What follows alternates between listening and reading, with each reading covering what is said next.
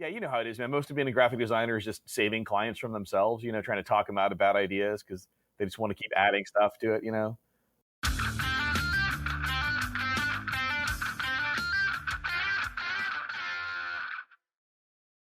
Hey, you. Thanks for listening. This is the final week for the Clarion West Write-a-thon, an annual fundraiser for this really amazing writing organization that supports underserved voices in speculative fiction. And I'm really happy to be a part of what they do every year. Go check out the links in the show descriptions. You can go to my website, jalexmorrissey.com, or any of my social medias at jalexmorrissey. If you are so inclined as to support the organization in my name and wish to donate this week, that'd be fantastic. If not, you can just hang out and listen to the show. It has nothing to do with the other, but I appreciate your listening and putting up with my soft pitch week after week.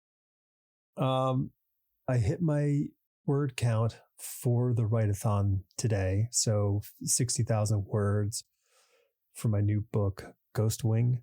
The timing couldn't have been better because a new client project rolled in and looks like we'll be swinging into gear tomorrow. So my word count may drastically drop as the days go on, which is fine. But I would like to have sailed to the end and maybe have come much closer to 70,000 words, but you do what you can do.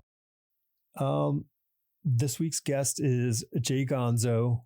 I met Gonzo at Heroes Con, and like a lot of artists who have strong graphic design backgrounds, I'm drawn like a moth to the flame. It wasn't much of a shock after a couple of minutes talking, like how much of a designer he is in his work, which really speaks to me. So I vibed with him quickly, and I had a great time talking with him. He's got a ton of great stories. He's really, really been in the business some interesting times and places. And his comic La Mano del Destino is just so cool. The artwork is great, and he is doing the sequel. So that series will be coming out soonish. Definitely something I am looking forward to. So yeah, kick back and enjoy my talk with J Gonzo. If the stop sign was designed by the committee that wanted to make sure it had all the doodads, there would be so many head-on collisions, it would be ridiculous. Yeah. I always, I let people know that, and I also explain that the intent of every different thing, the logo is to be memorable. The stop, the business card is to, be informational. It's all that there's an engagement tree that leads to someone reading a paragraph about your, the history of your business online, and that's still 2 clicks away, or at least a click away. Fuck, I forgot where I was going with that. Oh yeah. The shorthand that I always tell clients is like, not everything needs to do everything. This is very specialized. You need some, some things do very, just make the client feel like. Most of it is feeling too. It's like, you just want them to feel good about doing business with you. You want your business to look like a thing. So let's make it look like a thing. You want to look established. You want to look like you've been around. You want to look like you know what the fuck you're doing. You want to look considered, because that, like you know what you're doing. And a lot of that is like researching the market in which the business category that you're working in, what other people are doing, because you don't want to be so far afield and so innovative in your field that you don't even look that field anymore. If your bank looks like a hip surf shop, no one wants to put their fucking money in that. It's a great logo, and it's super engaging, what have you, but I want some kind of stodgy, staid serif font with my fucking banks, because that's where my money goes, man. Trying to save them from themselves, because everybody wants to be Apple, everybody wants to be Nike, and what those companies do well, rather than emulating the style of success with Apple or Nike, where you're like, oh, we're going to do super clean, Swiss design like Apple does. It's like, well, they're just true to their ethos, because their system, their operating system is also clean and engaged.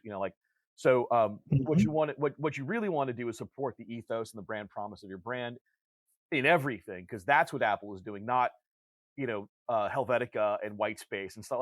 Those are the style of success, not the substance of success. Because what you could end up doing is advertising for Apple. You know what I mean? Like if you look so Totally. much like Apple, now you're just doing Apple advertising and not advertising for yourself. I mean, Lee Jeans did that in the 90s. They put out these like really edgy, like kind of like gritty ads, and Levi sales went up because everybody Yeah, thought they were right. so fucking cool that they had to be Levi ads. So Right. yeah, Because we don't remember. Like yeah, we don't remember what an ad was. A lot you hear people say, like, oh, I saw this really cool ad. And you're like, oh, what was it for? And they go, I don't remember. yeah, Like I yeah, think it was for like, and so they may get the category. yeah, Like they yeah. may get a category. If you're lucky, they get a category. If you're a home run, they remember the brand or the Yeah. product. But Well, the one thing boy, I've taken from advertising that lives in comic books that I did, or that one thing I gleaned from advertising that I absolutely use in comic books is like nobody gives a shit about what you show them, and nobody gives a shit about what you tell them, right? So in a comic, nobody gives a shit about what the art is. Nobody gives a shit about what's written in the comic book. What they give a mm-hmm, shit is about how they feel about what you've written and shown them. So everything should support the emotional truth of the moment because that's how people engage with things and remember things. So the more mm, emotional work you can make the viewer do, the more you can hint at things and they fill in with their own experience, the better remembered it's going to be. And so with comics, like I try to think about what the emotional truth of like the panel, the page, and the 2-page spread is going to be in the entirety of the arc, right? What is the journey? Where are we going? We're going from angry to mad, or angry to sad, or happy to morose, whatever it is. Like how do you underscore the emotional truth of these moments, both in like the size of the panel, its relation to the other panels, the staging within the panel, the people within the their expressions, all of that. And once you get down to actually putting dialogue in there, you don't have to do too much work with like telling them things because mm-hmm, you've already like, well, the panel is from a high angle so that you're already looking down on the character. So you kind of get like a he's feeling down thing and like, look, he's hunched over and man, my color palette's all blue, like all of that shit. So like, I don't have to put a description panel in there like, oh, Cyclops feels sad. Cyclops feeling sadder than he's ever been. Like, no, he just looks sad. It feels sad. sure, You can fucking move on, and I don't have to like Chris Claremont and tell you and show you what is going on. So, yeah, yeah, that was the one thing that I kind of pulled from advertising is like find the emotional truth of what like the one thing you want people to feel. That's what everyone wants you to feel. Everything like that's where the clients really fuck you up is they want you to. Well, we want them to feel happy and excited and a little bit scared and a little bit angry. I'm like fucking right. What's the priority here? And they go, yeah, okay, well, here they are. I'm like, no. Like yeah. here, what is the priority? Yeah, you get Yeah, one, maybe a secondary like underline, maybe, yeah, but two's pushing it, maybe. man. Yeah, like you want to think about emotional truth like fonts. You want one, Right, maybe two, yeah, three's pushing it, but you get four and you'll get a fucking ransom note. So you can't do right. that to people. Yeah. It's so true. And it's funny when you were talking about that space for people to kind of get it, and I'm thinking about like how actual production time dictated frequency, but somehow that frequency is the human frequency. So like a comic book that comes out once a month, Hmm. you can digest this and you can build up your sort of your internal sort of like replay of this thing and rereads or whatever it is till the next issue comes out in the same thing, next month. And it happens like with television. A show came out a week later, the next episode came out, and you had this time to sort of, okay, I can register this, talk to my buddies about this, whatever the thing was. And then the frequency upped. Hmm. Hey, can we binge this stuff? Can we have a book come out every other week? And I think what happens is it's like you were talking with advertising. If you put too much of your brand out there, people are going to shut down. Oh yeah, They're going yeah. to close off to this thing because they feel they are being assaulted in some fashion. And I think we don't absorb the television show or the comic book as well when we sit and we burn through. I try to I just finished book 2 of the Human Target Oh run yeah, with yeah. Tom King and Greg Smallwood. Mhm. I'm like, I'm going to read one issue a day at the most, Yeah. because otherwise I'm just going to go, wait, what was this connected to? Like, it doesn't give me time to think about it. Oh, absolutely. Like, there's no time to ingest the emotional truth of any of the moments, right? Like, because Mm-hmm. episodes or episodic storytelling there is an underlying like this is what this episode, or at least good at entertainment or narrative should have like when it's broken into chapters should have some kind of like emotional core to each of the chapters. And if you're jumping between them, doing multiple chapters at a time, I mean, I've been binge watched shows. Like I was watching season 3 of The Witcher with my wife, and I kept having Mhm. to stop and be like, "What the fuck? Like, why? Where did they come from again?" I'm like, "Oh yeah, that was that guy." Like, because it just like it becomes a wash of like because we did binge like the Uh-huh. first two, or I think we just binged the Mhm. second one, but it was just like so now we're in the habit where we're like we just watch one a night. Like there's a we're like way behind on the gemstones, but even something as dumb as the righteous gemstones is like I just need to do like one a week and kind of give it a Mhm. time for me to like remember and enjoy and figure out what like kind of because if you watch 6 hours of it in a day, it's gone too far. Yeah. You missed too much of the journey because you didn't have time to stop at a rest stop and kind of like look back and go, oh, that's what I did, and there's where it came from. I absolutely agree, but I mean, if stuff is crafted to be 6 hours long, then watch it in 6 hours. But I think that Mhm. in one of those rare instances where like kind of artist intent is is key. Like I've got a book of the old Spider-Man news strips, because that's what like got me into comics was like reading Spider-Man in the LA Times, and those are not meant to be read in huge chunks. Like if you read like No. it's insanity, man. If you read like a whole like if you read 5 or 6 pages in a row, you're like I can't. This is ridiculous because a lot of it is like resetting and kind of recapping, Yeah. and it just gets infuriating. And so it was meant to be taken, like day by day or week by Mhm. week, and yeah, I think this kind of trade waiting world that we live in is not helping the way that things are ingested. But I also think that like putting out periodicals may not be the best for the industry either. Like especially when people, if you're writing for the trade, then just write the trade, put out a trade paperback, put a spine Right. on it or a graphic novel or whatever the hell you want to call it. Mhm. Yeah, that's my big joke is the difference between a comic book and a graphic novel is you have to read a graphic novel with your pinkies out. Like it's such a bullshit made up term that makes people feel less bad about comic book as source material. It Right, bums me out right, whenever I sure. see Watchmen based on the movie, based on the award winning graphic novel. I'm like, nope, absolutely not. That was a fucking comic book. Came out in It issues. was. Yeah, yeah. That's a comic book ass comic book. Tell me again, it is a comic book Yep. about comic books, and they want to call it this fucking hoity-toity word that has elbow patches on its blazer. Like I hate the respectability politics of that word. I think we've really strayed far from our point, but Well, no, yeah, I mean, but I think, I mean, it's the plain brown wrapper, Mhm. sophistication that they're trying like, so you're not embarrassed that you bought, a porno mag and Yeah, you're yeah. like, it's just that sort of old school mentality. You know, but that's very I, you know, American. Like I think yeah, Walt Disney fucked that up for everybody. We can swear in your show, right? yeah, Because I've just been dropping this. fuck yeah. Okay, there we go. Um, Walt Disney fucked that up for everybody because he made his bones in children's entertainment. So now in America, anything illustrated or animated is for kids. And so anytime any Hmm. conservative, Yahoo sees something adult that happens to be illustrated or animated, like no one's going to tell me that Perfect Blue is a fucking kids movie. You know what I mean? Like that is No. absolutely not, right? Nor should, it does, nor is Watchmen for children, but they saw that it was drawn and they have this weird Pavlovian response like, oh, it's illustrated, so it's for kids.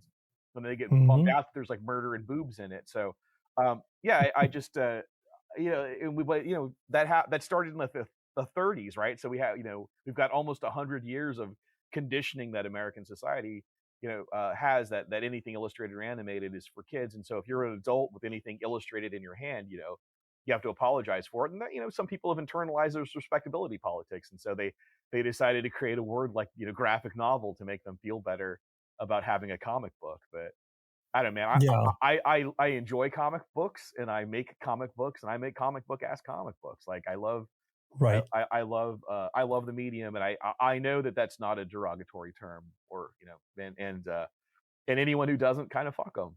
Like I don't care. Like I'm not gonna cater to them by using the word graphic novel. No, I mean, and if you're making a graphic novel, which is, an Yeah, uninterrupted, piece of literature, then yeah, you make it. yeah, If you're making comic books, you're making comic books. It's all cool. It's all visual storytelling. It yeah, doesn't yeah, like one is not better storytelling than the other. In the execution factor, that's what determines what's better. You know? Absolutely. I mean, I find it just there's an agenda when someone insists on the word graphic novel. You know, like I have Mhm. found like it's like someone who says film instead of movie. You know what I mean? Like there's like, yeah, okay, I got you. You know, it's like people tell on themselves all the time, right? And if someone uses the word cinema or film instead of movie, then I'm like, yeah, I'm fucking out. Like you're smelling your own farts at this point, you know. So anyway, I mean, I guess that's for some people, and it's not to say that I can't engage on the thematic undertones of some of some piece of work, or I can't look at quote unquote high art. But like I think that engagement is its own validity, right? Like Mhm. if people enjoy it, it's a valid form of entertainment, and to call one trash art, like to call the exact same thing, like when it's a comic book it's trash art, and when it's a graphic novel it's art, like high art, like that to me is disingenuous, you know. So I went to the Orange County High School of the Arts for visual art when I was in high school, and it was looked as trash art. Like me wanting to do comics was Mhm. kind of was poo pooed, you know. It was like kind of, if you can't make it as a real artist, maybe that's something you can fall into. And I'm like, no, that's where I want to be. That's the thing I want to get into. Right. Like how, like, I'm sure that same high school has a fucking comics art program now. You know what I mean? But uh, Sure. but I came up in the tail end of the lack of respectability, and as a contrarian, that kind of appealed to me too. You know, getting into it, but um, yeah, but even now you've got speaking of Fantagraphics, there's a people who have bifurcated comics into art comics and Mhm. bullshit comics. I mean, they do a pretty good job at pointing out bullshit. Like, and look, man, there is a lot of bullshit out there, but fucking whatever this like Great Darkness saga that DC put out could pull some fucking 10-year-old kid in who just sees Superman fighting demons or monsters, whatever the fuck it is, whatever bullshit crossover they have, and then he's gonna discover the Hernandez brothers someday. You know what I mean? Like Right. no one fucking gets into music listening to Alban Berg, right? Like they're not like, oh fuck, I want to listen to German atonal music. No, they listen to pop songs on the fucking radio. There's aspects Totally. of that pull them into other avenues, and then eventually they've got a Sonic Youth record. You know, like fuck, like it's Mhm. no one starts out on no wave. You know, they got to start with some bubblegum pop and work their way to. Unless you have like super cool parents, in which case you'll probably listen to Britney Spears just to piss them off. So, yeah. So sorry. That could definitely backfire. Oh yeah, Yeah. yeah, Mac. I was really worried about like what my kids were going to listen to music wise, but my daughter does have like a pretty extensive Velvet Underground collection now. She's a professional musician, so but I didn't force it on her. I wasn't like, oh man, you listen to like what Warhol and the Factory were doing in the '60s. Like she was like had some questions about the Velvet Underground. I gave her some answers, and she went off on her own. But Yeah. anyway, yeah, yeah. So that's neither here And nor there. no, no, I mean, but I think it's all about, I mean, it's about that journey. I mean, you were talking about, discovering Spider-Man in the paper, Yeah, yeah, so here's this like relatively freely accessible, medium. yeah, And there was a section that clearly was approachable versus dense blocks of body copy. yeah, yeah. So you go, what's this? Yep.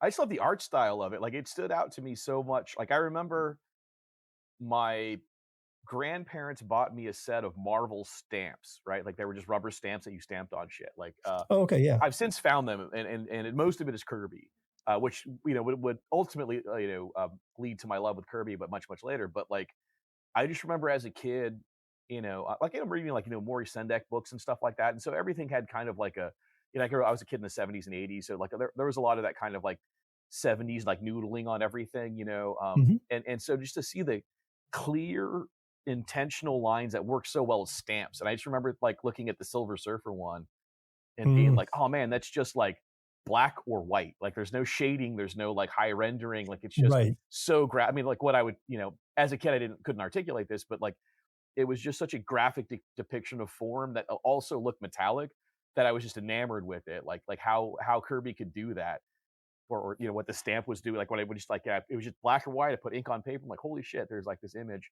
Um, and then when I at that same grandparents' house, I remember they were in L.A. County. They were in Pico Rivera. I grew up in Orange County, so they had the L.A. Times, which carried the Spider-Man strip. I was in Orange County. The Register doesn't carry the Spider-Man strip. So I would just like at their house, I remember like looking through their newspaper, which was different than ours, and it had the Spider-Man strip, and it was like, oh shit, that's that style I like. That's that like what essentially is the Marvel House style. It's like black or Mhm. white, like feathering, like all that stuff, like or feathered lines or feather bleeds and stuff. And so, um, yeah, I just was like instantly like I was already a fan of Spider-Man. I think from the cartoons, just watching the Mhm. '60s cartoon when I was a kid. They had that old Ralph Bakshi piece of crap. It's like I still Yeah. want to own all of it. Like I'm gonna try to buy them on DVD or Blu-ray or something. But yeah, I just was a fan of Spider-Man from that, and then just seeing him rendered just because I had the Power Records too. Like I literally have it like right over there, the one that has the John Romita cover on it that like Mhm. and it has the I think Giordano did the interiors on that because what's his name Continuity Comics Neil Adams Neil, yeah. he put all those deals together, and so he just gave everyone that he liked jobs, and so Giordano had given him his first job, so he's like, oh, I'll give him because like I guess apparently like I talked to Adams about this like shortly before he died, and he was like, yeah, that company had no idea what like comic artists made. So like if guys at Marvel were making like $50 a page, he's like he told Peter Pan in Power Records, he's like, oh yeah, it's like $200 a page to do a comic. I'm like, okay, here's your money. And so he was getting his friends paid. Anyway, I Mhm. had that, but then I saw it in the black and white newspaper, and it just like was so graphic in such a interpretation of form, right? There's so much synthesis happening that isn't just there's no it's not that Hal Foster Prince Valiant stuff that's like more naturalistic. Like there's you can see the artist's hand in it, that just the choices that they Mhm. had made, and I was so enamored with that I just was like, that's what I want to do. And there was another like 5 or 10 years before I actually saw, well, probably like about 5 or 8 years before I actually saw a comic book. And I'm like, oh shit, they still make the books. Like it's not like, because I'd seen the Star Wars one when I was like really young, and I had seen like some like Bronze Age stuff, like Conan comics here or there. Like they were always at those like burnout like D&D kid metalheads that I knew down the road. But they all Mhm. seem very old. Like they all seem like they'd come from like a different time. Like they were relics. But to see one Right. to see a GI Joe comic on the spinner rack, I was like, oh shit, comic books, and that was it. I was just done as soon as I saw a comic book. Like this is what I'm gonna do. And and like 30 years later, it's what I'm doing. I mean, like how involved were you with like the sort of the art aspect of it as a kid? Like what were your like, because I mean, I would sit for hours not only looking through the comics Mhm. and talking about them with anybody who would listen to me. Um, I would Oh yeah, copy all the cool drawings. Like, oh, I love this, I love that, and I would. yeah. I started like that came later. Like actually, my drawing and my comics kind of came later. Like I remember trying to draw Spider-Man, but I was more trying to draw the cartoon version of him. Like I wouldn't draw the webbing all the way onto Mhm. his body because that's not the way he was in the cartoon. He just had webbing on his head and hands. Right. And I would try to copy like a lot of coloring book kind of images because they were just like bigger and clearer to me. And when I Mhm. got like comic books, like I'm trying to remember, it took a couple of years. I think like so I started buying comics in like 84, 80, end of Okay. 84, 85. So like I got the Simonson Thor run, like it was just the Thor that was happening. I got Yeah. Web of Spider-Man had come out, and I think somewhere around like Web of is when I really started like starting to try to draw comics. I remember trying to draw panels from the inside of Web of because the black costume seemed more accessible than the Sure. blue and red one. No, Yeah, no lines. yeah, exactly. So, but that's like now I know that's like so much harder, like just to get all that form without being able to like do any kind of rendering or like build shapes with Right. any kind of like hatching or anything. Um, and I definitely like had a group of friends who were really into it. I think by the time so I was buying GI Joes and X Men, so I come into X Men like 194, 195, so like right before the trial of Magneto and the Okay, so John Romita Jr. yeah, era. exactly. Yeah, Yeah, yeah. but then I get the 205, and like Barry Windsor Smith does that Wounded Wolf issue, and I just Oh, like, dude, that's great. So fuck, good. dude, it's the best single issue of comics ever done. Like I It, fully like in my yeah. head, it's like if you ask me what like there, not only is it the best single issue of comics ever done, it has the best single panel.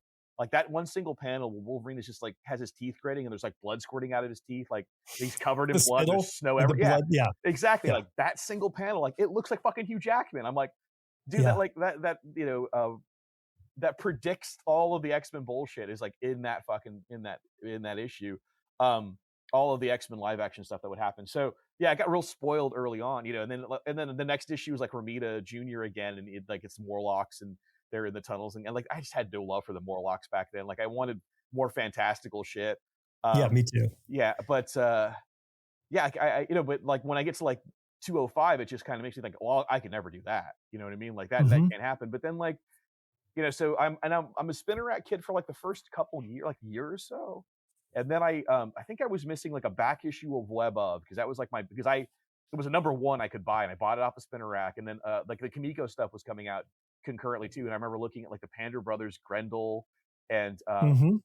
the Elementals and Justice Machine. Like I fucking love Justice Machine. And then I think I was missing an issue of one of the things I was buying off of a spinner rack, and some friend of mine, at that point, like I said, like once like Web of came out, like I remember I had a few friends, we were all buying comics off the rack at that time, maybe like 8 or 9 of us, and I made a journey to a comic book store to get like some like I think it was a Web of back issue. I want to say like I have the word thwip tattooed on the inside of my finger, and then like a spider web. So if I do that, it's like the spider web thing. It's like Spider-Man really is kind of like he's my guy. He's like how I got into He's the comics. best. Dude, He's my absolute favorite. he's the best comic superhero ever. I mean, like it's Yeah. Batman perfected. Like it's the tragedy, but it also has like kind of like teenage Superman. Like it's all like it's everything comics are good at, like all wrapped Yep. into one. He's got like real world problems, all that shit.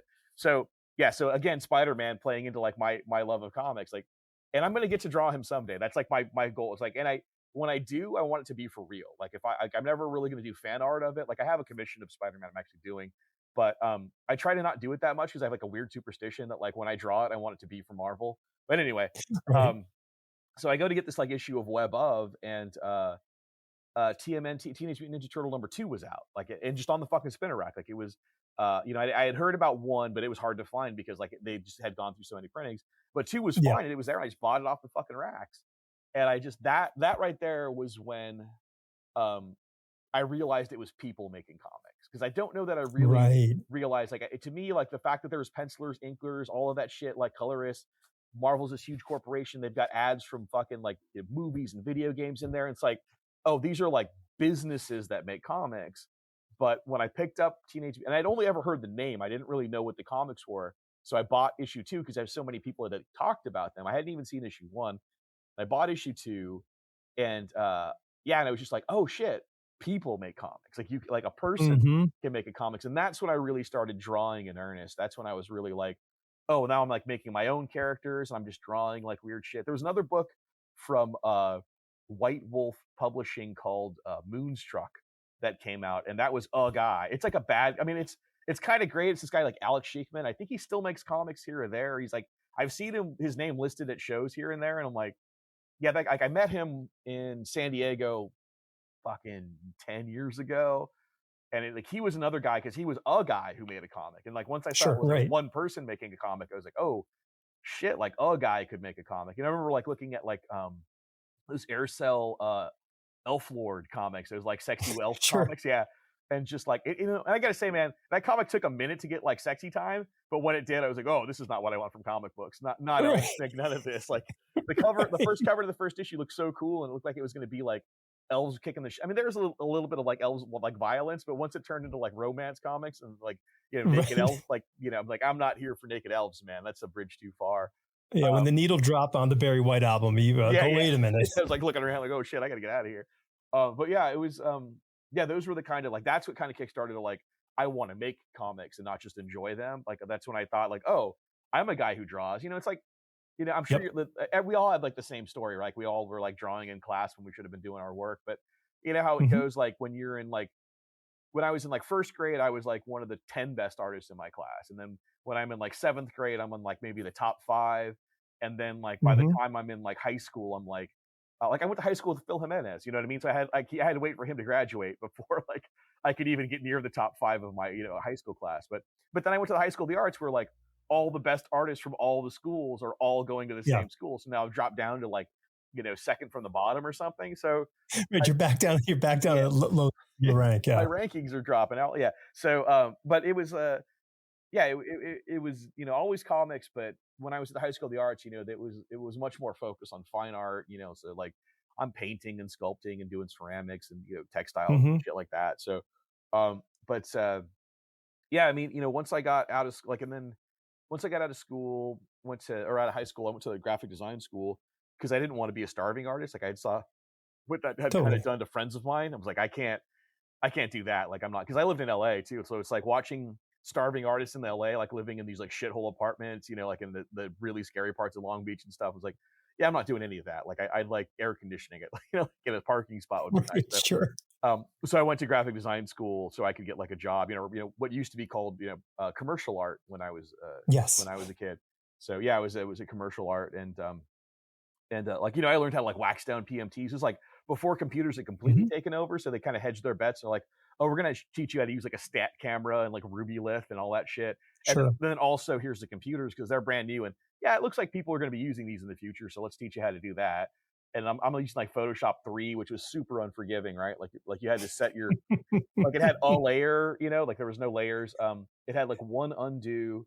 You had to manually set your screen angle so you wouldn't get a moire pattern. Like there was so Hmm. much like you had to set your black saturations. Like you opened a Photoshop file and you just had to go through and you're like, okay, let me make sure my black saturation isn't going to soak my paper through. Let me make sure my Hmm. screen angles aren't going to moire. I'm trying to think. There was just like a list of things you had to do because PageMaker was such a unforgiving program that if you were placing documents and layouts, it was like you had to make sure your photo like was brought in at 100%. So you had to like figure out your line screen or your DPI or LPI. And yeah, so anyway, I learned how to do all of that by fucking hand, and then got on the computers, which were like barely better than actually doing it by hand. And then in graphic design school, I maybe shortly thereafter, I'm trying to think, would have been like 98 ish, so it's like shortly after graphic design school, I learned how to tattoo. Like the second I got my degree, I got an apprenticeship to tattoo, and so I actually got to use my graphic design to keep me alive because I could freelance graphic design on the side while I apprenticed as a tattoo artist because you make zero money when you tattoo. Right. And then when I was tattooing, I hooked back up with a friend of mine from high school. Like probably he and I of our grade were probably the two best artists in my grade, class of '92, Cypress High School. And he had started inking for Top Cow, and he was the guy who Ah. yeah, this is like like late '90s when everyone had a studio, so it's like I think Benitez is still with Top Cow, Turner's still with Top Cow maybe at this time. He might have just left for Fathom. I don't remember. Either Turner was still there or he had just left. I think Benitez was still doing stuff for them. Trying to think who all was there, but like I was friends with like Joe Weems and Danny Mickey at Blackhand, Hmm. like John Levisay and those guys, like '90s inkers and stuff. And so he was the guy who like saw the work that I was doing, like fucking around at the tattoo shop, and he's just like we had downtime. He's like, dude, you should be doing comics. I'm like, that's what I'm trying to do. Like, I have no idea. Like, this is kind of pre like internet, like really having information on it. So he's like, yeah, man, like we'll come to Comic Con. I'll introduce you around. And so we went in '99, and that was like what really lit my fire to start making comics and trying to get into comics again. And so like I went, then I stopped tattooing and went into advertising because I had a kid. It was just like I need Hmm. I need benefits and a steady paycheck. So because like tattooing is great. You can make like $700 in a day, and then you can also go 2 weeks with no money. And my daughter was going to be Right. hungry every day, so I'm like, oh, I should probably get a job where I can feed my kid. So, but like I still tattooed on the side, still drawing comics, trying to get into comics, and yeah. So that was 90. I think 98. We went to, or no, 99. We went to my first Comic Con. Yeah, and that was when I was like, oh, okay, like this, like who to meet, getting emails from people and the addresses from some people, to like send them stuff, like Right. mailing Oh to some yeah. people. Yeah. So, but yeah, it was that's kind of like, so 98 is when I really like, I'm gonna do comics again. That's when I came back around and saw like people making a living in it. Like, I got to meet all these professional inkers who like had houses and shit. I'm like, oh, okay. Like you can like make money and support yourself making comic books. So I'm going to do that. And it only took like really like another decade before I really started making my own. Yeah, I mean, Well, I did that. I fucked around until 2004. I was still in advertising, but in 2004, I got a job with doing graphic design for Todd McFarlane.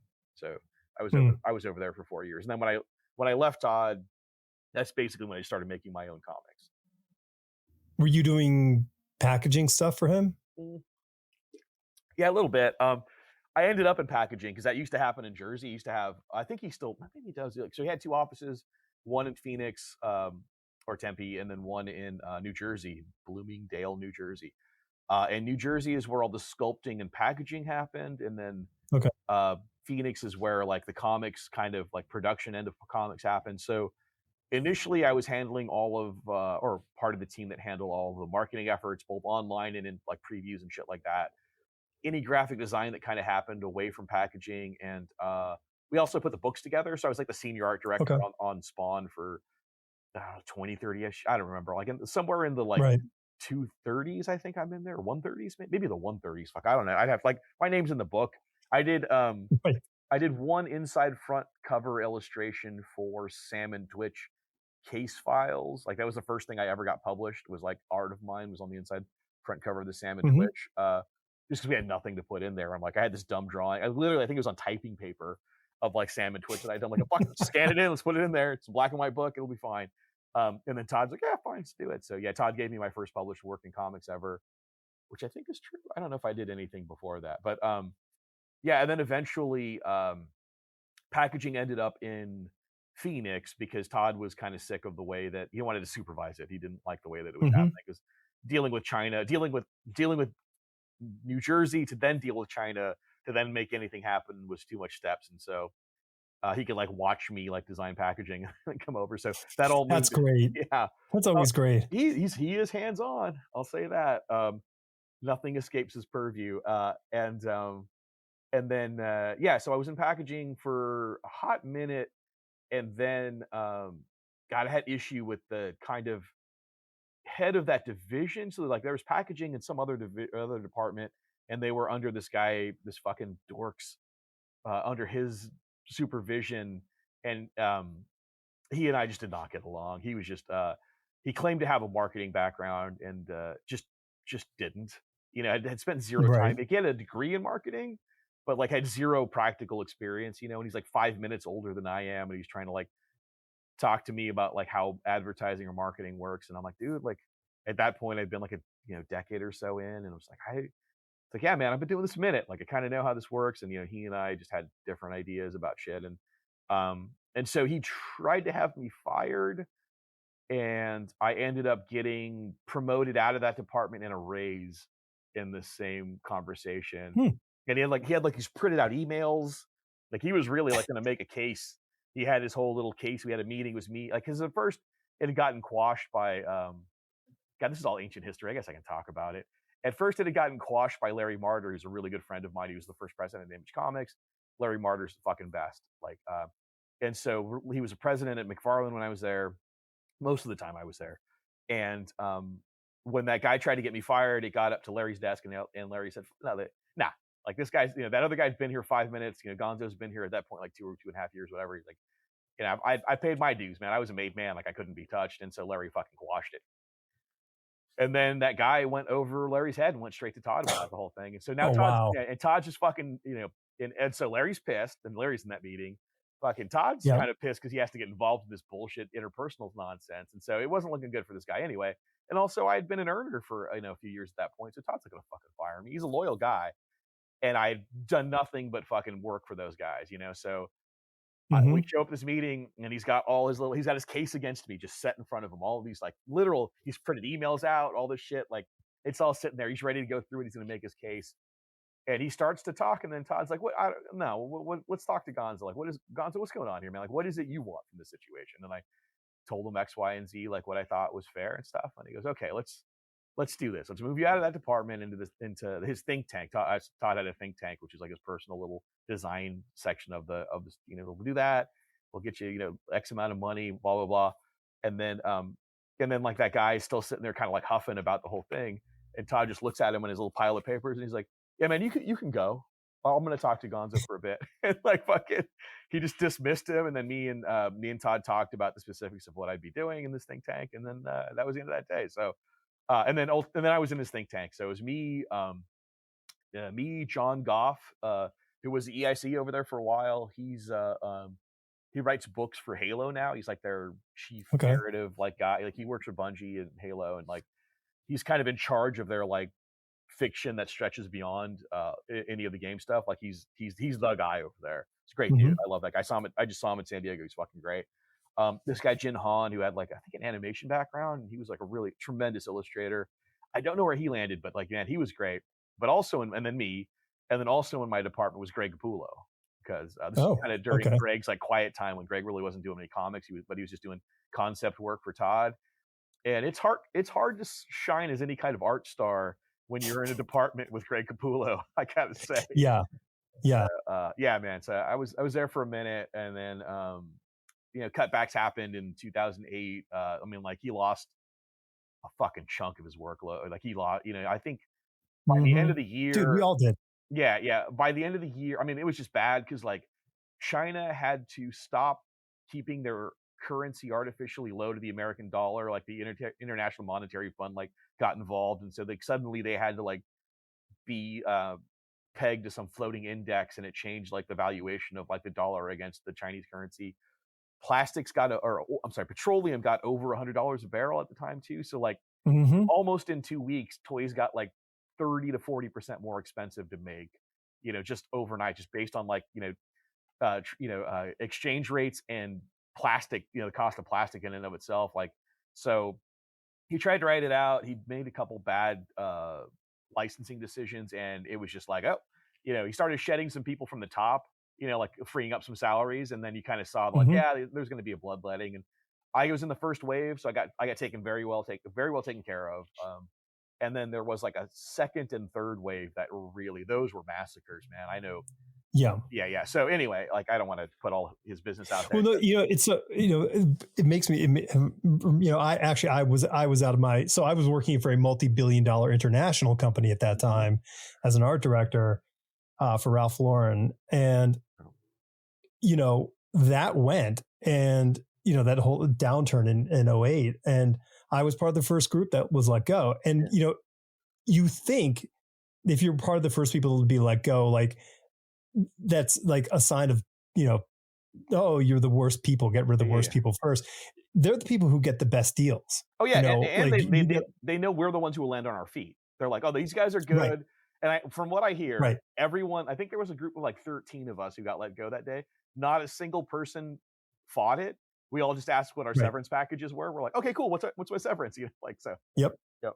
Yeah, no, it's interesting because I think because it is that second round, and God forbid the third round of people, they don't get anything. Yeah, Like it's yeah. it's the it's the bottom of the barrel, like whatever they are legally entitled to give. Yep. That's it, and they do it. But like the other way, they go, "Are you okay with this? Do you need anything else?" Like it's this whole kind of that thing. They're like, "Okay, cool." So yeah. So if Yeah. you're the first to go in a company, count your blessings. Yeah, I mean, I'd worked in advertising for so long at that point too that like, because I'd been in agency life for a good 8 or 9 years before I went to McFarland, and it was like businesses shrink and go with advertising. Like you get 3 clients, you hire up. You lose one big client, we got to fire like half the staff. So it's like I had seen companies expand and contract so many times that like kind of having like an erratic resume when you're in advertising is kind of par for the course. I don't know that anyone Mm-hmm. really, unless you're in like 13 places in one year, like that. It's hard to look any kind of suspect. Right. Yeah, it's mostly just Yeah. like, oh well, I was at Lane and they had this, that, and the other client, and then we lost this client and that client, and so they, I was, first in, I was, last in, first out, kind Yeah. of stuff. So, yeah, yeah, I definitely had seen that happen, and so when I got let go, it wasn't the biggest deal. And honestly, the severance money gave me a good month to kind of just figure out, maybe 2 months of like figuring out what I wanted to do next. One of which was like doing my own comic. I mean, that's ultimately what led to Mm-hmm. Lamano. I mean, I had started developing the idea as Lucha Spawn over at Todd, and then when I left, I asked Todd if he wanted to do anything with it, and he's like, "No, I can't really, so take it." It's like, cool. So I filed the serial numbers off. I changed the story substantially because he tells a different kind of story than I do. So Mm-hmm. yes. So I mean, I got to basically I got to develop my project both there and in my time walking away from there. So I got nothing but love for Todd and my time there. Yeah. Still if I see him, we'll talk. We're say hi and stuff. Love the guy. And then I still know some people over there and stuff. But it was a good place to have worked. I always tell people, Well, yeah. I mean, and I stand by the the impact those guys had on the industry is some of the greatest change Oh in yeah. comic book history. And it's not a matter of the work they did as comic book creators. It's not a matter of the quality of their artwork. It really is what they said to an entire industry is that we are going to look after ourselves Mhm. and we're going to build something. And they changed so much in no time at all. Like it went from all the power in two buildings Yeah. in New York City to East Coast, West Coast hip hop war. Like Oh it yeah, just for sure. immediately was like, okay, it's not the same. I mean, I think that they How did created. it feel? Oh, go Oh, ahead. God. I was gonna say, I think that they created an environment in which my comic has supported me. Like, you know what I mean? Like, I don't know that like me as an independent creator could just do comics for a living if it wasn't for a industry that had been primed by those guys doing their thing as long as they did for me to be able to Mm-hmm. like succeed there. So I mean, they they made it to where retailers look in the independent section of Diamond previews. You know what I mean? Like Right. it's a different world that doesn't they broke the studio system of comics essentially. But Yeah. yeah, you were No, gonna ask a totally. question. Totally. Yeah, what was your question? Yeah. So, how did it feel? Because I was listening to you talk about that and then knowing like your absolute, passion for comic books. But like my body was going like, okay, I'm in the comic book business, but I'm not making comic books. Like that was my physiological Oh, response to hearing you talk. So I go like, okay, well, you know, how does that manifest internally for you? I kind of like. I think that before I got there, I would have thought I was good enough to get a job at Marvel or DC. Once I Mm-hmm. got there, I kind of realized I needed to hone my skills, and there was a lot about the business of it I didn't understand. And I just thought of it as like boot camp. Like I'm gonna shut up, keep my head down, and try to like get good information from Todd, from Larry, from anyone I get to talk to. Right. And I did. I got a really good double sided education while I was there. Because Larry Mortar's a guy who self published a book from the '80s until today. I mean, he's still putting out Being World through Dark Horse. Um, and then Todd's a guy who like worked in the studios, and then did his own thing. And so like I got the like very big like this is how a guy can blow up and like be the industry for a few minutes. And then here's like just chugging along doing your own thing, but maintaining the integrity of what it is you wanted to do. So it was just a good education, and I definitely like by the time I got that like one inside front cover image, I think that was an image that I like when I saw it, I knew that it was like okay enough to be in a comic book. I wasn't like Right. and I don't think that my skill was consistently as good as it could have been to be a comic book artist when I thought that I could have been a comic artist. Like, when I was in my 20s and like maybe my early 30s, like I don't think that I could do a quality drawing here or there, but I don't know that I could do 22 pages of it. I don't know that I could have done, Right. like monthly, Yeah. so I need to put the reps in, and that helped me do that, just kind of being around that kind of group of people. And then, when I got out, I definitely was like, okay, now I'm going to do my own thing. But I mean, like I had been working, like I said, on that Lucha Spawn thing when I was at McFarlane. And that was kind of the point where I thought like, and everyone was on board. Like Todd was going to put it out. Like we were going to, Mm-hmm. like it was going to happen while I was there. And then when I left, I don't think he was of the right persuasion to handle that subject matter. So he let it go. Sure. Right. No, no, no, totally. Yeah, yeah, yeah. Yeah, that So, makes sense. but I mean, so like I kind of had the like, you're good enough to make comics here Uh-huh. confidence when I left there, but it wasn't until literally my last 6 months of being there that I really thought, like, because I mean, I was okay like doing concept art and stuff like that. Like that's fine. It was never the Mm-hmm. final thing. I colored books over there. Like I worked on comics. Like I lettered books. I colored books. I got to learn every aspect of the. Like I got to learn the industry Sure. standards on how to put the books together. So by the time I left, I could just make my own fucking books. I had done every aspect of it, from concept to sending it off to the printer, like the actual Quebecor printer that Todd used at the time. And so, yeah, getting there uh, was humbling, not in like a bad way, but just like, oh yeah, I do have like a ways to go. But they were also supportive enough Mm-hmm. for me to like get there. And ultimately, by the time I left, I was only there for 4 years. And so in 4 years, basically I went to college. So when I Yeah, graduated yeah. college, Comic college. yeah, I got out and I had the like, yeah, you were ready to go. We were ready to put your comics out, but like the business kind of like, didn't it took a bad break.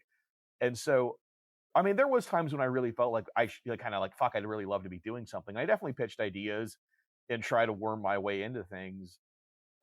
But they were, Larry and Todd were great about saying no in a way that wasn't like just get better. You know what I mean? Like it was, like Sure. so I definitely, it allowed me to kind of have some perspective on like what it is I really do well, because like I think when I started there, I was like still, enamored with guys like, Humberto Ramos and like Chris Pachalo. And there's like a whole chunk of my Hmm. portfolio that like is this kind of like random thick line nonsense that I don't really think I had the firmest grasp on. Right. Again, it's me, emulating the style of success, not the substance. And yeah, I really got like I got to kind of figure out like, when I got there, I was just a good designer. Like I had done pretty, some okay things here in Phoenix, and I had my awards and my shit that people had seen and stuff. And so I thought, like I just kind of thought I was just like, a hot shit creative, and they did a really good job of like, disabusing me of that notion, but not in a bad way. Like they weren't like, now you don't fucking shit, but they were like, yeah, these are areas you could work on, and this is something, we need to think here. And they kind of really helped hone my craft into a little more thoughtful process that I Hmm. currently have, because I haven't, I don't think it was until like my 30s that I really started thinking about art, like I really had to go back and look at some of the shit I'd learned at like the High School of the Arts, and like, oh yeah, we like, we read this James Dewey book when I was in like, when I was like 14, right? Like fuck, I Right. should like maybe like, I read it for the class, and like I didn't remember any of it. And like I would, while I was there, I found myself like kind of quoting it, I'm like, wait, I should probably go Hmm. back and like really read that fucking thing and make sure I understand what it, what it means. And kind of like, yeah, I think, guys like Larry Martyr really helped me kind of start to think about what it is I do. And then I went from there to I actually started freelancing at this agency that so I'd been in an agency right before I went to Todd's, and it was an agency of two guys who owned it. So it was like their last names, like Torkelson and Hmm. Menderchuk. I got that. These are people whose spot I don't want to blow up. So it was like, whatever. It's like Torkelson and Menderchuk, and Torkelson and Menderchuk like split up while I'm at McFarland. So they start two different agencies, and like let's say Okay. Torkelson is very like business guy, and he wants to like pad his portfolio, and Menderchuk is like more the creativity part of it, and so he Hmm. starts kind of, and he had been I had when I was when they were both together, I was kind of like bouncing between the two, and that's kind of why I left, because I was kind of getting, because one saw my potential and one saw my skill. Like one wanted me to make him money for my skill set, Hmm. and one saw my potential and wanted to hone me into being a better ad man. And so I left McFarlane after kind of getting the kind of guru treatment of Larry Martyr, and was kind of more in a like considered headspace when it came to creativity. And I started working for Menderchuk had started his own agency, and at that point he's going full like academic approach to like advertising, and he's like he like just dealing with him is like everything he had learned in his like 50 years on the job, he's like trying to put into everything. It was kind of like Hmm. his last guy. It was like the last thing he really did before he kind of retired.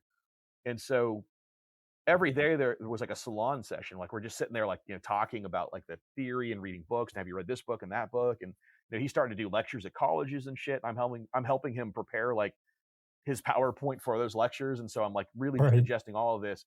And so it was like kind of that point, like my post McFarlane years, freelancing and graphic design, working on my own comic, kind of really being considered as an artist, going back and rereading all of this like early art education that I thought was bullshit when I was in high school, because I was like a Hmm. 14-year-old stoner in art class. I just like drawing skulls, Right. and like now I'm like learning about James Dewey and artist experience, and like all of this, like it just all seemed like bullshit to me. Like, when are we going to put pen on paper? And um yeah, that was a real inflection point for me. So somewhere around like 33, I think, was when I left. I was like 33 years old, and really started like, oh, if this is the thing I'm going to do, I should probably be as good at this as I possibly can.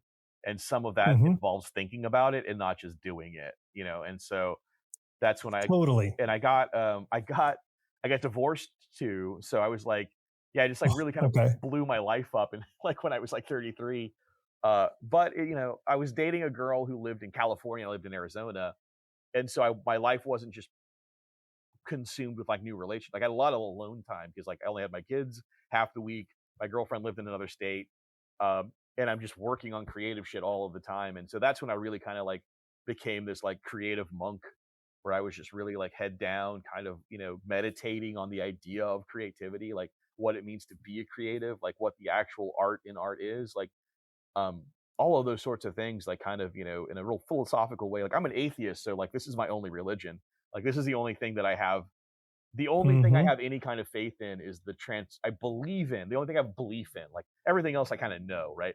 I believe in the transformative power of creativity, of art. Sure. And and Yeah. um and I think that when done well, any form of creativity can be transformative to an audience, whether that be an ad campaign or something as disposable as a comic book. And it doesn't have to be like Love and Rockets, you know what I mean, for a comic book. Like all of those, Mm-hmm.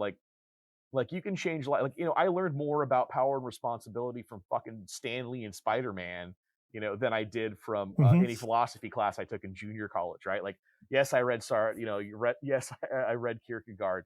However, power and responsibility like that, like that I learned from a comic book, like I learned more about, Yep. toxic masculinity from the Hulk than I did any Gloria Steinem, right? Article. So I think that Mm-hmm.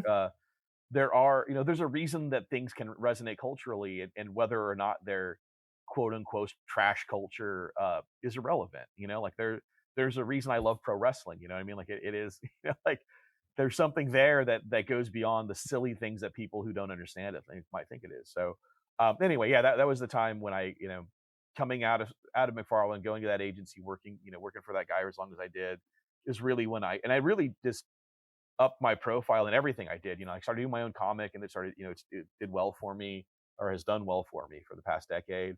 I still stayed with advertising here and there, and that's when people like I got a job as a creative director at an agency because of like the way that I approach work and all of this. Like, I think that's when people started taking me seriously as a creative. Is when I started taking creativity seriously. Mm-hmm. Yeah. Yeah. So how did you approach making the book? Because I mean, like, you said it wasn't until you saw the Turtles book that it was people making it. It was a Yeah. Yeah. person making this versus this entity. And it is one of the hardest things that I see through experience is when the artist says, "Oh, I'm going to write this story." Like, because it's interesting because you can sit down and you can kind of fantasize about it in your head Mhm. and you can draw it with your hand. But the idea of codifying this thing in some sort of form, structured form, gets a little kind of dicey for a lot of creators early on. And like, do you think it was sort of beaten out of you by osmosis in at McFarlane, or was it something you still had to kind of reckon with? Well, I think that one of the things I learned there um, was what you're really selling as an artist isn't my skill or my craft. It's my affection for what I'm making. Like I'm selling my love Mm-hmm. for it, like especially in today. And it's only gotten worse, because like we live in a day and age where whatever, like the media I interact with, like I interact with on the same thing that my mom tells me that she loves me on, right? Like, you know what I mean? Like, so we're not Right. emotionally prepared for that. I'm sorry, I'm holding my phone up to people who are just Yeah. listening, Yeah. but Yeah. yeah, it's like, so when you can have a true emotional connection with your subject matter, with like as a creator, your audience will also have a true emotional connection to your subject matter. So I knew it had to be something that I loved. And when it came time to, because I had been working on the Lucha Spawn thing, and also I got a little glimpse at what money decisions when it comes to creativity can do to you.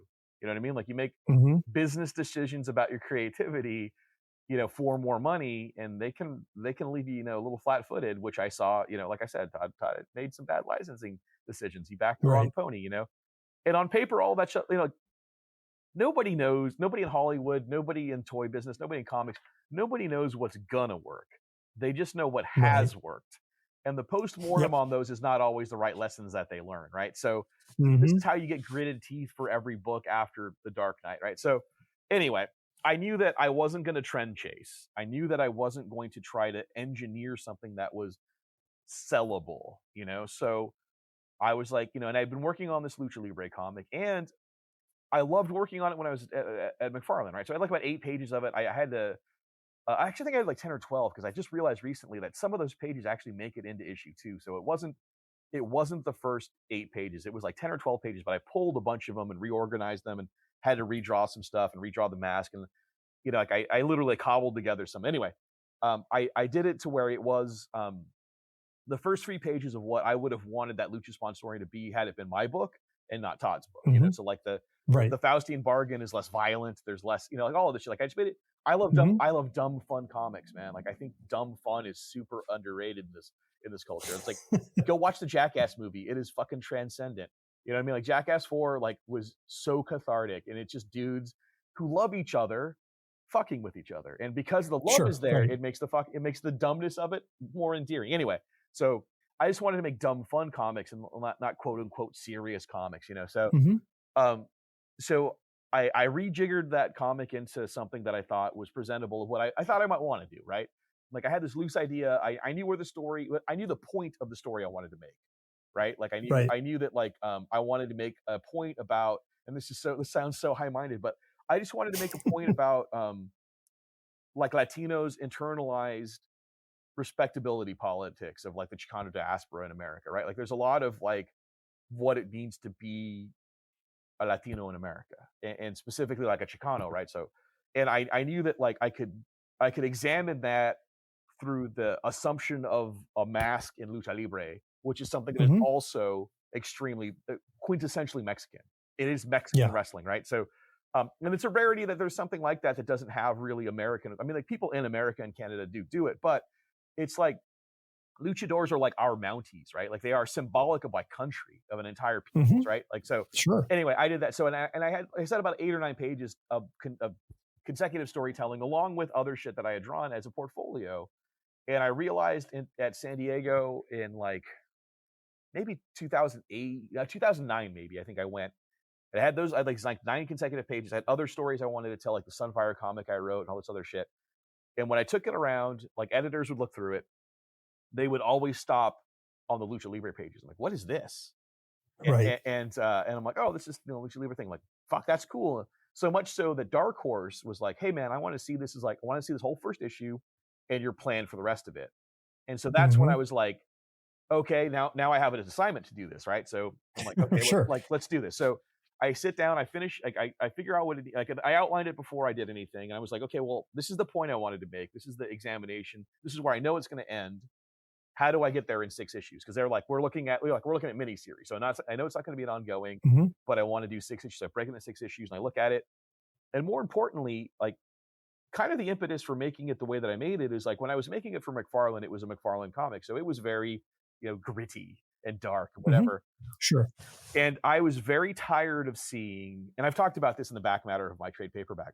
I was fucking tired of seeing Mexico portrayed as sepia tone and brown and dirty looking, and that all these stories about Mexico involve poverty and violence and the cartels, and it's like it elicits this kind of patronizing pity from white people in America, like, oh, look at these poor brown people these poor proud brown people who have to nobly face all this struggling violence. and dirt farming their way through life. Exactly. Sure. It was fucking noble savage bullshit, and I was like, fuck this, like, right.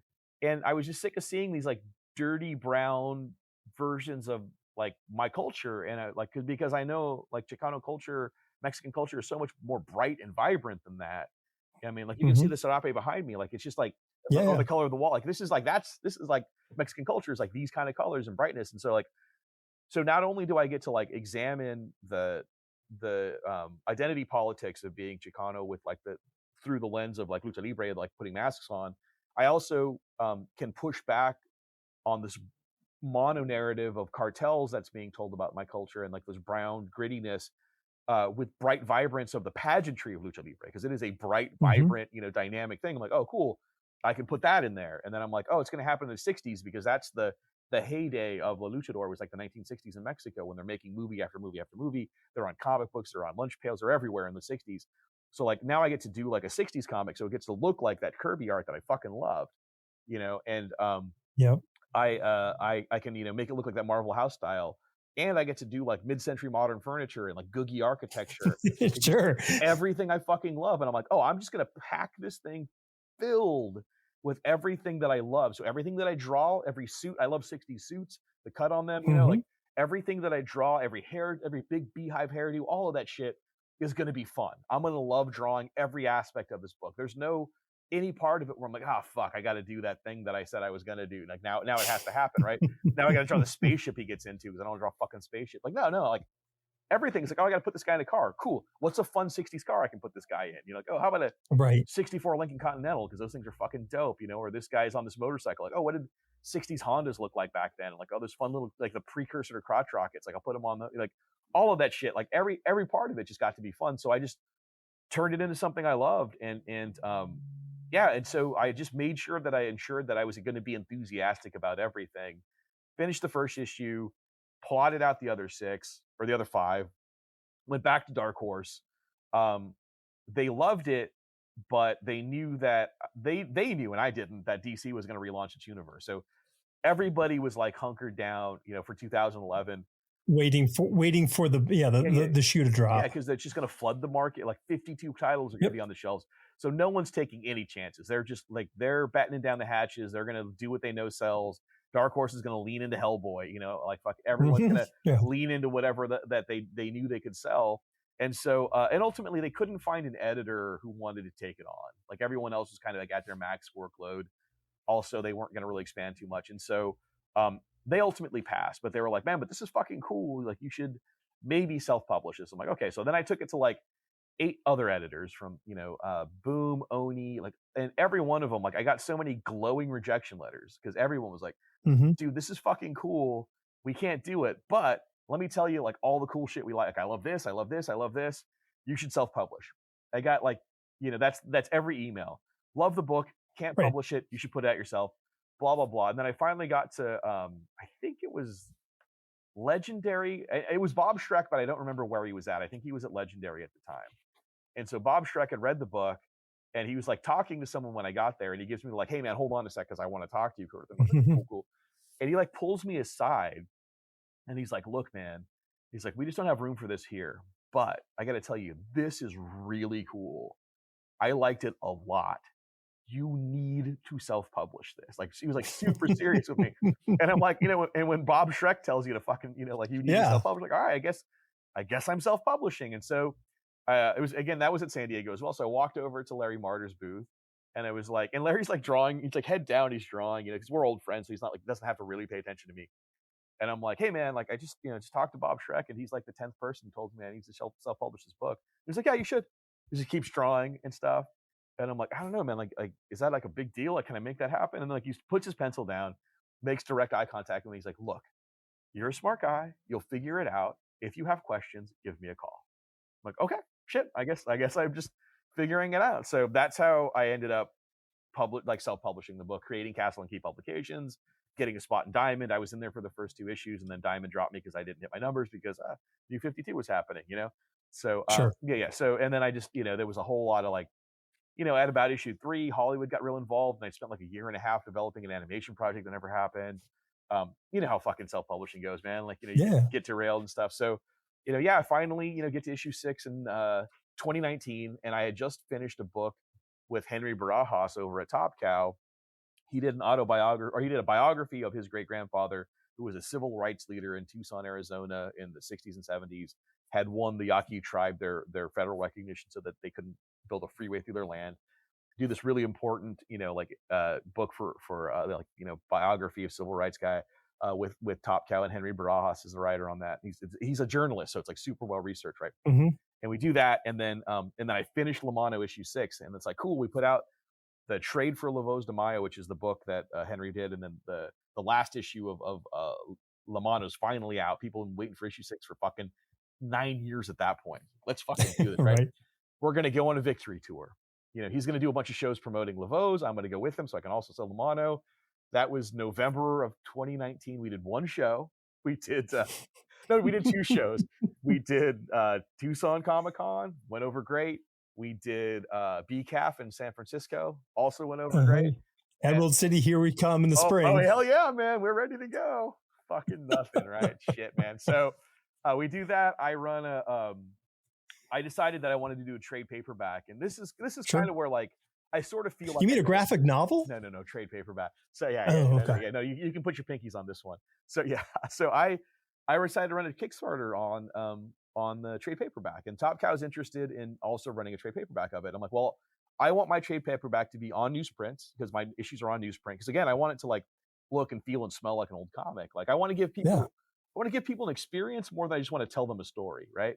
So it's on newsprint, so you can smell the ink on there. It's absorption print, not evaporative print, so the ink is in the paper, not Mm-hmm. on the paper. Different kind of ink, so that's that old comic book smell. So and it also looks like a '60s comic because like you can see the black overprints the colors. You can always see the ink behind the black and stuff, and it's like Mm-hmm. there's like picking on it. Like it takes a lot of work to make a comic look fucked up and shitty, but it looks like a fucked up shitty comic. It's great. So I wanted it to be on newsprint to maintain the smell of the comic, and I also wanted all 6 issues, slightly oversized, so it's 7 inches by 11 inches, and I want all 6 issues in English on one side, and then flip it over, all 6 issues in Spanish on the other side. Like I Nice. want a bilingual flip book. I've got 26 pages of back matter in there. I've got pinups by 14 other artists, so we're looking at a 400-page book now. And I was like, that's the thing that I want to make.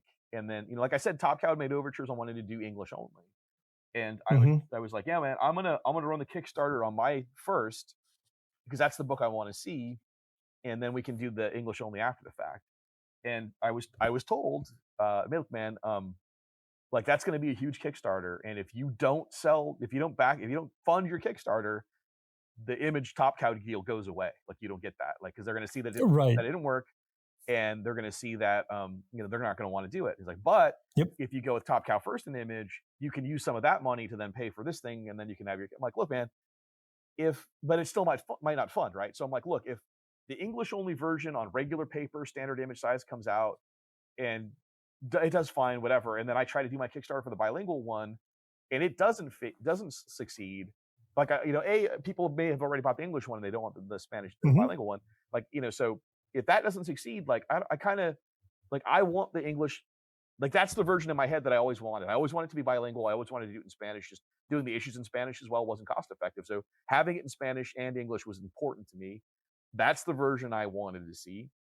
If it doesn't exist in the world, I kind of don't give a fuck if that other version exists, right? So I'm like, Right. I'm going to Yeah. bank on me. I'm going to take a chance on me. I'm going to run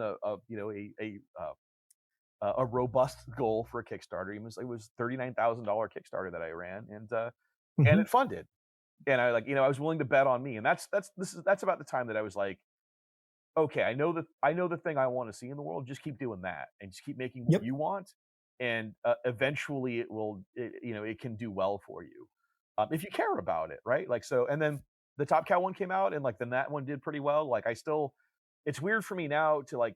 There's a version of my book that I didn't hand sell to most people. There's a version of my book out there where like I'll be at a show and someone I've never met comes up and goes, "Oh hey, I've got your book," and I'm like, yeah, it's weird that it's out like living its own life now because for so long it was just me selling books, at shows. Sure. Yeah. Yeah. So, but yeah, I mean that was my thing was just like knowing what I wanted it to be, kind of from the get go, but knowing that needed to be about what I loved, and then Mm-hmm. keeping it as simple as that. Just make sure that I love the book, and so I mean so I love the book, and I'm I'm working on series 2 now. See, I mean, and it goes back. I mean, this goes to something I say over and over again is that if you can tap into that thing that sort of freezes in you at the age of 12, Oh yeah. and that whole youthful enjoyment, whatever you love to that point in your life, you're going to love forever. Oh yeah. And if you can tap into that thing and express that, it's going to be the thing that everyone else can resonate with. Because what you said earlier in our talk about, the post-mortem and people not getting the right thing, and, entertainment only knows what is trending versus what's going to be big. Mm-hmm. The only thing that's going to be big is something that comes from somebody that they need to do, not what somebody says you have to make for me. It's what they need to do. And that's where we get all these great things. All the stuff that we all, we mentioned already here, or anything you can think of is a result of this internal need to express it. And I mean, the other day I was writing and like the time, 4 hours went by, boom, done. and I'm writing, I'm going along, I'm like, oh wow, that was quick. Like it felt like, the mind was like, that was quick. And I realized, and I thought, like, I'm thinking, like, I don't know what I was stressed out about writing, Mm-hmm. 30 years ago. Like, I don't know what stressed me out about it. I don't know why people can't do it, because my mind is like, this is just what's coming out of me because it's what I want to say. Mm-hmm. But I don't think, but like, I think if you're unable to allow whatever that thing is that you were mentioning earlier that's inside you, just to kind of have that avenue out, you're not going to be able to create the thing that is going to connect with other people. I don't know that many people enough. I don't know that enough people, let's say that, have the confidence to be enthusiastic, because it can be embarrassing, right? Sure. It's not cool to like fucking love things unless it's a cool thing, right?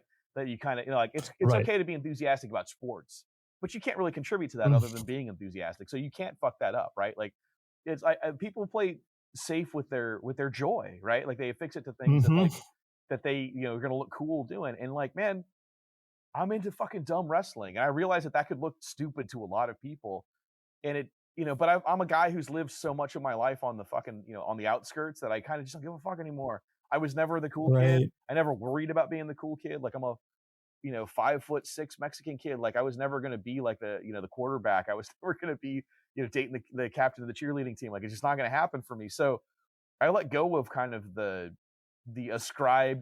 prescribed metric for success as far as American males go. And I just got into shit that really gave me joy, like cartoons and fucking, like, I was never embarrassed of comics. Like, I would never not wear like a Spider-Man t-shirt out in the world. I would never be like ashamed of my enthusiasm for anime or whatever. Like, and I don't, like, I was, so much of the shit that I was into was like kind of dumb.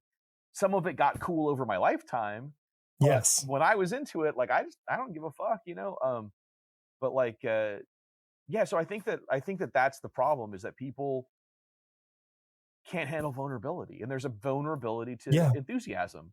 And I think that when you're just like, Well, art. yeah, there's like, oh fuck, yeah, everything, is, yeah, it's like affection, like that kind of, like, how it is when like someone really loves their spouse in front of you, and they're like, oh, there's like gushing about, like, it's a little embarrassing for you. You're like, man, this is like, It's like, it can be uncomfortable to see. yeah, You're like, exactly. whoa. Yeah. So, yeah. So I think that that's kind of like, more people are trying to like kind of play it safe, play it cool. They're trying to be like this weird, Sure. like, cool, disaffected, like, aloofness that doesn't. And I think they've been practicing at it so long that they don't even know how to engage with an authentic, excitable kind of part of them. And man, if that's, I'm not saying that everyone needs to be excitable or enthusiastic. Like, No. if that makes you feel safe, that you like, that you're cool and aloof, and that, like, you won't read a comic book out in public, that's fine. Like, I don't mean, like, I'm not going to judge you. Like, but I do think that, like, there is a vulnerability to creativity that some people are just uncomfortable with, and I get it. But even when it bites me on the ass, man, I'm still like, yeah, fucking, I took a chance, man. Life is short, man. Like, why be boring? Like, why just do? You don't get to dance with the person at the dance unless you go ask them. Exactly. Like, and you have to put yourself out there. And like, I think the realm of creativity, I mean, and listen, I mean, I don't have kids, but I'm assuming that you take a risk on having a child. Oh yeah. And that risk is, you have to open yourself up completely to this entity who has they have your number, their whole life. Like, they can cut you in pieces with whatever they say, and they will, because it's just the nature of evolution. But when you create something as a artist, this is you saying, what do you think? And you are, at that point, you were completely vulnerable. And you said, man, so many people aren't willing to make that, make that bet. So much of me is in my comic that Mm-hmm. my fans are great, because if they like my comic, they like me. You know what I mean? And so, like, I always get along. I have gone to like lunch with my fans and shit. Like, I have no, like, just randomly, like, I'll see a fan, like, hey man, you want to grab lunch with me? Like, sure, let's sit down. Like, I'm never like skeeved out or like, these guys are weird. Like, no, I fucking like. And honestly, man, having worked for other people and seeing their fan bases, it's like, I lucked out. I mean, my fan base has been fucking cool. I actually had a guy I work with talk about like he's dude, like, because I'm like way late on a project, and my publisher there's like, yo man, like your fans are so fucking cool. I get zero complaints from you. Like nobody's like at like they're all totally patient with you. I'm like that's cool. Like so anyway, but also if it does get rejected, like I understand that like Mm-hmm. that's me they're rejecting. If like they don't like my comic, they don't like me, Totally. and I totally get Yeah. that. But I think that like the real freedom I got when I was very young was just like I'm not for everybody. Like some people Yeah. just aren't gonna like me, and I get that. Some people might That's downright hate me, but like I know the source. Like it's that great Bill Cosby quote. Is scandal noted. Like I understand, but he does have some great quotes, and one of them is like, I don't know the key to happiness, but I know the key to unhappiness. It starts when you try to please everybody. And mm-hmm. I learned that at a very young age. It's just like fuck it, and it's so fucking freeing when you're just okay Right. that some people aren't going to like you. You're like, all right, cool, man. Now I can just do whatever I want. Now I can worry about my happiness because no one Right. else is going to, right? Like I am solely in charge of that. So, Right. Yeah. yeah. So and then I just do that with all my creativity, and yeah, man. And it's at the end of the day, if I'm going to do something that makes me happy, I am successful because I have made the thing that made me happy. Yeah. That was my goal. Like, oh, like that's an accomplishable goal.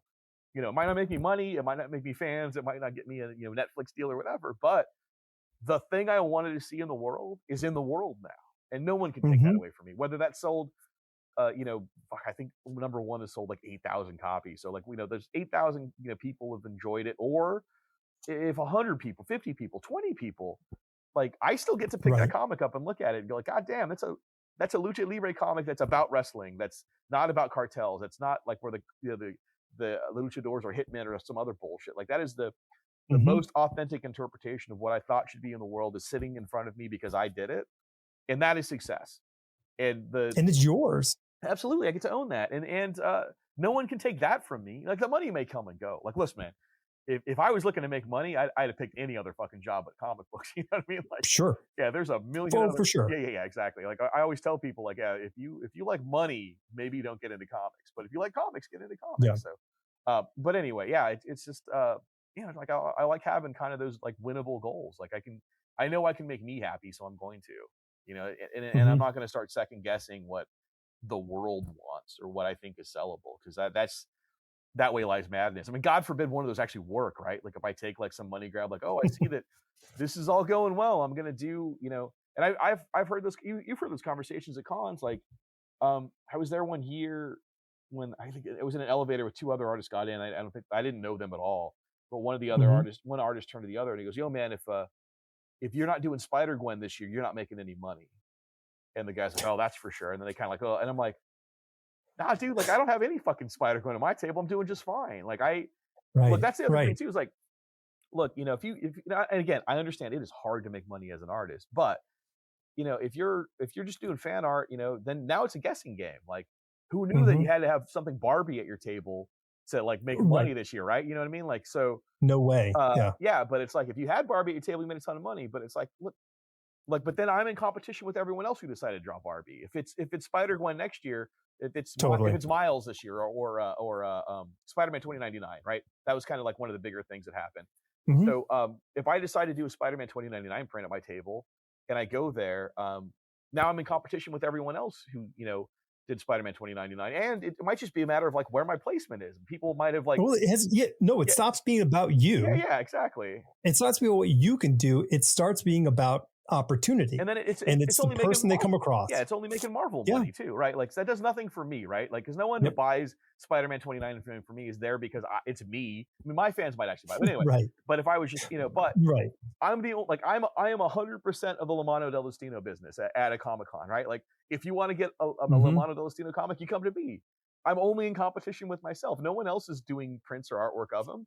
So like I've cornered Right. that market, and no one can be more me than me, right? So I'm just going to be me and do my thing, and that way I'm 100% of that business. And so, but that might not resonate with everybody, and I'm totally fine with it. But my color palette alone either pulls people in or just keeps them walking. Like you look at my shit, Right. and if you don't see the colors I use and think like, oh, that's something that looks cool to me, you're never going to stop. I'm not going to be I for think you. that Yeah. I think that's what drew me to you. I think I walked by and I think you were setting up, Yeah. and I'm like, And I'm like, oh, okay, color. Like when I see people using color in tones and hues in a fashion that speaks to me, I go, I have to look at this and talk to the person, because you don't, the colors that you use, Rico Renzi uses, my mentor Michael Golden uses, like a bunch of people like who use these intense, really, really vibrant colors in unique combinations. It's not common. And I Yeah, mean, to me, I'm like, I gotta look at this. yeah. Local color is for suckers, man. Like I just have no like naturalism in coloring is such a like, like what is that? Yeah, What does that really do for you? And like it's take a picture. comics are a curated reality, right? Like, and Yes. so Yeah. again, one of those things that I read when I was in art school that I've come back to is like, was it John Updike said that all great art has a need to confess its artifice. Like it lets you know that Mm-hmm. it's made up. And so the super limited palette, like I use 12 colors in my 12 colors in my comic, three of which are only used on the hero. So he has his own color signature, right? So if you see Mm-hmm. those colors, it's him, it's Lamano. And so I basically color the entire book with 9 colors. And it's like it sets a lot of parameters for me to have to problem solve to like make interesting decisions, but also Totally. it lets the viewer know that this is like made up. This is a curated reality. Mm-hmm. Like you don't have to reconcile this with your sense of what could or couldn't happen because it's completely constructed. So let go of like put your hackles down and just enjoy, like give yourself up to the story. And it's just a subtle way to kind of get them to do that, like give into the reality of the narrative that I'm creating. And I think that when you start leaning more toward realism, now they're going to try to like talk about what could and couldn't happen, and you've got the Mm-hmm. real world, like kind of weighing down on you. And yeah, so I did it, mostly to kind of express the beauty of my culture, right? Like those are all very like Mm-hmm. Latino colors that I put in there, but also as like a confession of artifice of like, look, this is something that I made up. But it's also like I always tell people, comics are like a magic trick, right? Like no one thinks that a magician is like a real sorcerer. Like they all know it's a trick.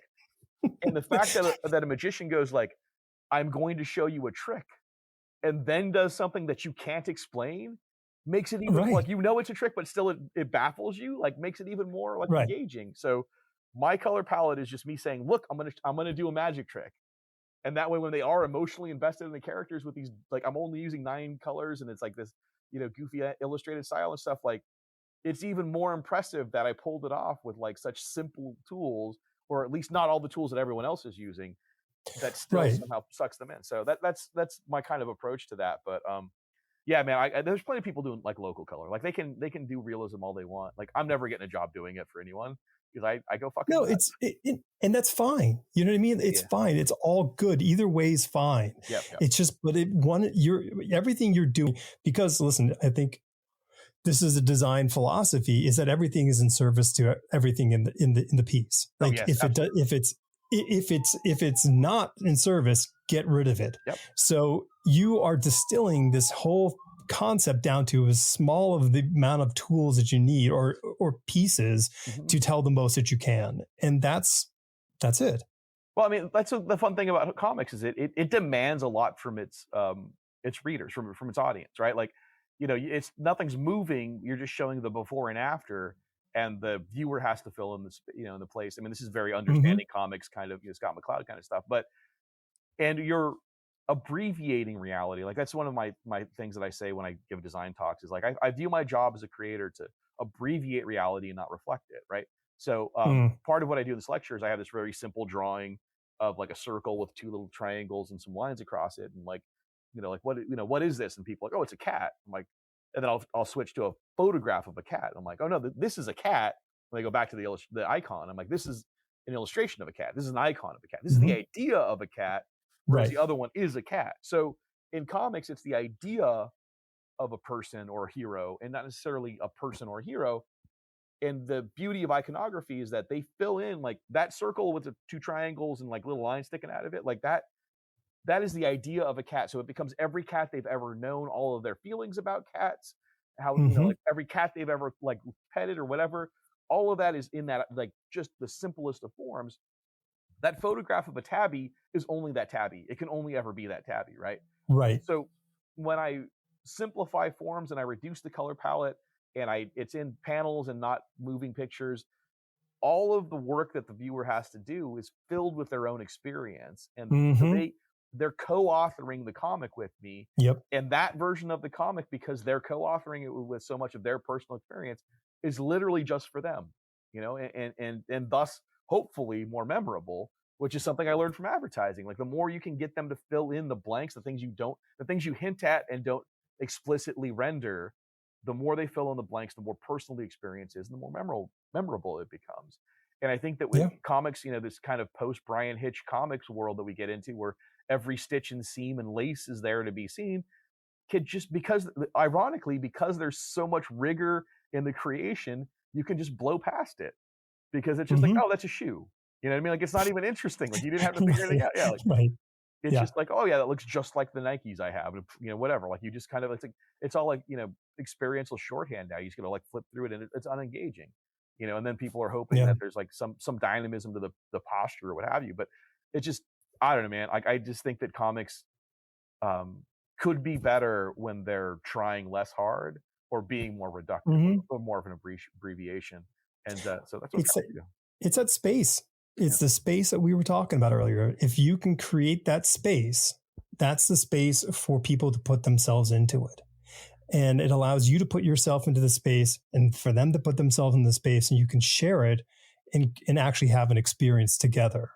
But I also think too, it's like, it's trust as well, because it's like, when you're considered, when you see that, like when someone picks up my book, they see that I made a paper selection, and I made a color palette selection, and I made an art style selection. They like, oh, this guy thought about this, all of this. Right. Like I know that I can just give myself into the story and trust that it's even if they don't. Somewhere.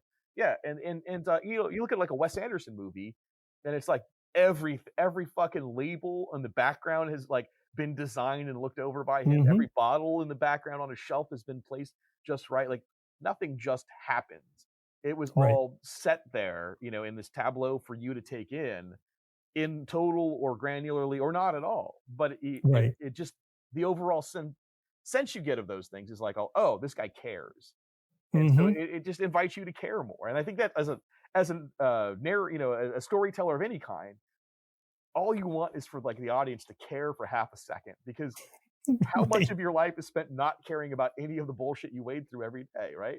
So much of it. Yeah, you're bombarded with so much information, and you spend so much of your life on autopilot that any kind of consideration just makes you go, oh, like someone thought about that? Like, I should probably look at that. Like, it's like seeing a plaque on a wall, right? Like, you just, like when like someone took the time to like, put this in bronze and put it on a wall. It's like, it's a fucking building, right? Like, I walk by 90 buildings just to get here, but I'm going to stop and look about what's going on with this building because someone took the time to put a plaque on it.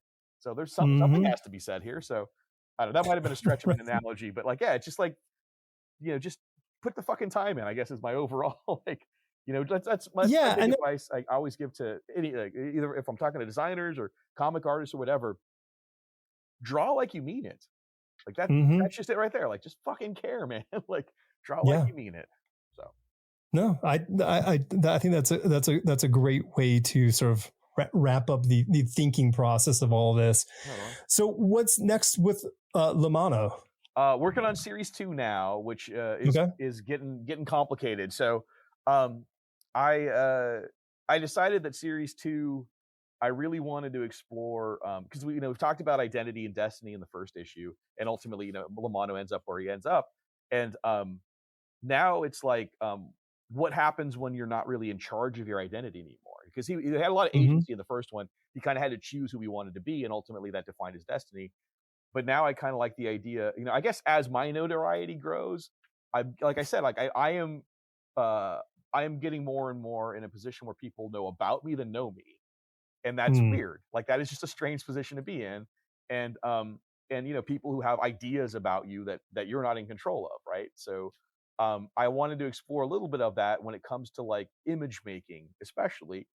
And part of me was just like if Mano was real, I wonder what he would think about the comic that I make about him, right? Like that kind of thing. So I really wanted to explore that. So there's a lot of like, in the first series, there's a little bit of metafiction. Like, you see the cartoon within the comic, and you also see how kind of like it is a disconnect from the actual events that you've seen. So the cartoon within the comic at one time recaps the events from the previous issues, but in a very Disneyfied way. It's like very polished, kind of like, oh, this is like way less violent, a lot more family friendly. and I started wanting to think about like, well, what if there was more what if there was more fiction about him within this world, and how would he react to that? Like if he starts making movies, if he has a comic strip, if there's a cartoon about him, all of these things like will affect how people view him that may or may not be true of who he actually is. And also, when you get Hmm. involved, and again, a lot like because there has been Hollywood interest. What happens when those guys get involved? And like the thing, because like Hollywood gets involved and they want to make a movie about Lamano and they have their ideas and they don't really Hmm. jive with like the ethos of like what I created, like they want to make it grim and gritty. They want to get cartels involved. I'm like, did you read the fucking comic book? Do you not know that that's Right. exactly what I didn't want to do? So like, but they also, they have lots of money, so they dangle that in front of you. And so I just wanted to know like what would happen to this guy now that he's famous, the most famous luchador now, or the champion. Like what happens when those people who want to control images start coming after you, and what that does to you to kind of try to navigate. So a lot of the main conflict is he's making this movie through the course of the issues. And he, because everything happens like luchador versus luchador, the head of the studio asks him to do a favor by wrestling this guy so he can get this girl out of her contract so she can come work on his movie, yada yada. It's not what he thought it was. It's like, it's like a noir kind of film where like, oh, you got Hmm. to do this one job and you show up and like, whoa, this is not what I thought it was. And now you're Right, right, going right, down a totally. rabbit hole of like, shifty motives and stuff. So it's that kind of thing, him trying to like get out of these contracts with his like, or maintain his kind of dignity throughout the dealing with the studio and the movie they want to make, and then the people that he has to deal with, yada yada. But in the course of that, like issue one is 80 pages, which is why I'm way late on it. But issue one is 80 pages. The first 20 are going to be like real world, like the world that we saw in the comic continuing. At Hmm. page 20 or page 19, he's going to be like, oh, hey man, I gotta go to my movie premiere, and he's going to go see another movie that he made that's wrapped in his film. And then it's going to be 40 pages of a movie, the comic book adaptation of a movie that he made, which is a spy movie. Hmm. It's like a James Bond kind of movie. But one of the things I've enjoyed about Lamano is that his heroism is distinctly different than like kind of Western, American heroism, like, kind of Western society heroism. And so, like kind of his superpowers, like, they're going to throw the James Bond kind of honey trap where they throw like a beautiful woman at him and he's going to be totally immune to it. He's like, he shows up in his room and there's this like half naked woman. He's like, I don't know you. What the hell are you doing here? Get the hell out of here. And so they can't spring their trap on him the way they wanted to because he's not a piece of shit who just sleeps with women he doesn't know. So Right, right. like they're gonna think he's like James Bond, but he's not. He's not a drinker. He's not like a womanizer. So they can't manipulate him in that way. So anyway, that's a nice like fun little spy story that I'm gonna do. And then after that, he's like gonna walk out of the premiere and then go back into his regular like 20 pages of life. So then we'll do issue two, which is real world. And then between 2 and 3, we're gonna do another movie special that is going to be another comic book adaptation of a movie, and that one's going to be a sci-fi movie that's going to be a giant monster versus giant robot, a giant luchador robot. Sure, And why then not? yeah, because and then issue 3 is real world, and then a movie special that's going to be a surf movie, like kind of Frankie Internet kind of surf movie. So like Yeah. Lamano in a mask with a surfboard, right? Yeah. And then issue 4 comes out, and then between 4 and 5, we'll see the movie special of the movie that he's been making the entire issue or the entire Right. series. And then so that's a jungle adventure movie, kind of very kind of almost Indiana Jones-ish. And then issue 5 will conclude the entire series. So there's a movie special within issue 1. The rest of them are going to be regular size, and then there'll be 3 extra movie specials. And so it just allows me to like like I can throw, like I don't have to figure out a way to get aliens into Lamano's world. He can just make a Hmm. sci-fi movie about You aliens. can make a movie, right? Yeah. I don't have to worry about zombies showing. Like, how do I make a zombie thing? No, just fucking. He can make a zombie movie. So, Yeah. but it also like some of the stuff from like the newspaper strip that you'll see within the comic, or some of the stuff from the movies. Like people are going to kind of like, you know, uh, think that that's him, like, oh, well, do you have Hmm. that gun that the CIA gave? Like that was in a movie. That wasn't me, like that sort of thing. So just kind of like that bleeding over into his reality, but also kind of like maintaining his dignity through like the Hollywood process and not being exploited in a way that like people who just see fucking dollar signs who just want to do Right. whatever, like him having like hard lines that like I don't do these sorts of things. I'm not going to sell tobacco. I'm not going to sell alcohol. Like these are things that I'm like firm about. So like I just kind of like want him to try to maintain his goodness through a corrupt world, like now that Hmm. he's kind of like gone on that the quest to kind of get his position, like what do you do with that now that you are champion, now that you are successful? And also, I saw a great Guillermo del Toro interview talking about what was it, Nightmare Alley, and Mhm. he was saying that like he enjoys movies where success is its own torture. And I thought that was a great way to a succinct way to I'm like, oh, that's kind of like that's what I'm trying to do with life. I saw it after I had plotted out the Lamano thing. Yeah, The way that yeah, no, Guillermo totally. summed it up, I'm like that's it right there. I want success as its own kind of torture because you know, as you know how it is, man. Like we bust our ass in this business, and then like you kind of get to this weird level, and it's like you feel bad complaining because there's like 1,000 fucking kids trying to get in and trying to do stuff, and it's like all the little slights and things that you have to deal with seem petty, but it's also like now it's your life. That's the now those are the things Right. you have to deal with. Totally. So, and again, it's like him like having to complain about like you know two studio heads fighting over him. It's like oh poor baby, but it's also like Right. very stressful and very you know like hard to deal with. So I'm not trying to like um you know, like make it seem like the rich have it, you know, bad or like the successful have it bad. But I do like success is its own torture is kind of a thing that that an idea I want to explore, and also all this weird meta fiction, man, just being able to do Mhm. dumb shit that I don't have to dovetail into or do any kind of gymnastics to kind of fit into my world. But it's like all those great El Santo movies and Blue Demon movies I saw as a kid, like they were always like so wacky, you know, because they're dudes in masks. So it's like when they're vampire Yeah. hunters, they're luchadors hunting vampires, and when Which they're is great. when they're secret agents, they still have their mask on. It's like, oh, I wonder which one is El Yeah. Santo. Like, I think it might be the guy in the silver mask. That's who I think it might be. You know, so I'm trying, you know, but I am trying to make the move. I'm trying to make those movies as true an homage to the things that I love, like old James Bond or in like Flint movies, or Mhm. the you know having the sci-fi movie be every bit as good as like them or any of those kind of Right. like great 60s and 50s like sci-fi movies. So I just like I love that the purple prose earnestness of those old movies, you know, like the way that everyone talks to each other and the kind of operatic tones. And so I really I love living in that world, and so I'm doing that with Lamano. I'm having fun drawing whatever the fuck I want, which is kind of I fantastic. think it's amazing. Thank you. I, it, yeah. I mean, listen, there's nothing better when you get to see, read, listen to the things that people love. Like you can tell, like it's just oh, this is what this is what they love. So you're behind Oh yeah, yeah, your own schedule, yes. and so where can people keep abreast of you? Where's the best place to keep eye on you when you can actually say, "Hey"? So I got kicked off of Facebook, which is like so I didn't get hit. I got hacked. The hackers got me kicked off of Facebook. Okay. My website is up, but I am kind of mid revamping it, and that happened. I was midway through like consolidating and taking parts of it down when I broke my arm, and then I just haven't been able to. The recovery on breaking my arm was such a bummer that it took so long that I just it's so anyway. I don't send people there because it's not what I want it to be.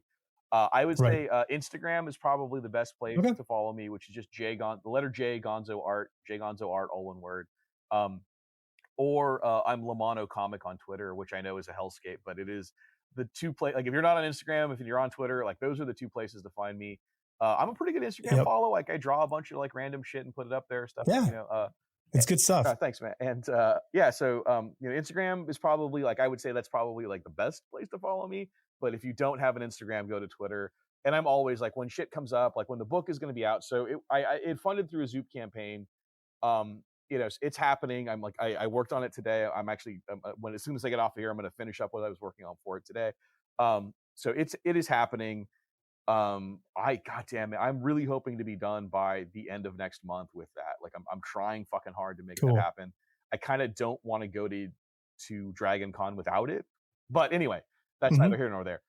When it does happen, when it is done, I believe Zoop is going to reopen the campaign and allow anyone who missed the campaign to order at that point. And believe me, Sweet. I will shout from the rooftops like when that is happening. So if you follow me on Instagram or Twitter, I'm real good about where I'm going to be and like what's happening with stuff. So that's happening, and then I mean, in the interim, you know, Teenage Mutant Ninja Turtles number 142 is out in a couple weeks. I did a retailer incentive cover for that, like actually two of them. So if you can get your hand on one of those, it's a little bit of art I did, and then and then the real news is that in October, across 4 different Ninja Turtle titles, I will have a variant cover on each of those, and those are Day of the Dead versions of the Ninja Turtles. Uh, IDW's announced them. They've only assigned 2 of them to book. So the Halloween special, it has one of my covers for October, or obviously for October, and then the main title number. God, it's 146. I'm gonna have to look this up. Anyway, whatever the main Teenage Mutant Ninja Turtle title is, the issue that comes out in October, one of the covers is going to be the Day of the Dead one. So, yeah, just I believe August previews will have all of them in there, and they'll have actual issue numbers and stuff. Those are Right all on. those are all cover C's or D's or whatever. So there's no ratio. You can just, if you want that cover, just tell your comic shop you want it. They can order it for you. No fuss, no muss. No $30 version of it. Like, you can just fucking buy one of those. It's no problem. So yeah, Nice. it was important to me that I do these as like not ratioed. And also like Mhm. I wanted the trade, like they talked about doing versions of them, like virgin versions of them without any trade dress. I'm like, no, I want them to like look like a fucking comic book. Like, I want the trade dress, the Yeah, yeah. cover, all of that shit. Like, I want their comics, Again, my love for comics. So anyway, that's the stuff I got coming out, and that's where you can find me. I'll see if I can get some sort of link from Jordan at Zoop. Okay. Yeah, I don't know that there is a page, because it's been so long. I don't know that there's still a page, but there might be. But anyway, it'll be There back. might be. It's going to be back up when I actually finish the thing, and I am. Yeah. I am committed. Anyone who backed it, I am totally committed to getting this done ASAP. I know people who follow me know that things that have happened in my life that have derailed me. However, it is important to me that this thing happen. And thank you all for your patience. Anyone listening who heard me talking about it. He really is sincere. Like, if you could see it, it's so sincere. Man, like I literally, so now it's like every day I at least do something on it. Like, even if it's just inking a panel, it's like I have to like, but I find that too, like, if I do just start in a corner or something, it's like, even if I plan, like, I'm just gonna ink this panel and then go home for the night or whatever, I'll end up inking like a whole page or something. It's like, it is going a little faster once I just start engaging with it. It's just, I'm trying desperately to clear a couple other things off my plate so I can get to it, but it like full time. But I've been chipping away at it every day for the past 4 weeks, so it's happening. Sorry, everybody. You'll do it. You'll do it. Yeah. It'll be done. Well, I for one can't wait to see it. Oh, thanks, man. And yeah, listen, I appreciate the time today. This is an absolute blast chatting with you. Yeah, I feel bad we didn't talk about the thing we were going to talk about, man. I know that's the beautiful irony of conversations, right? Yeah, exactly. You don't know where they're going to go. So, all right, perfect. No, we can do that again in person. I'll tell you all about it. All right, man. Thanks, Gonzo. No problem.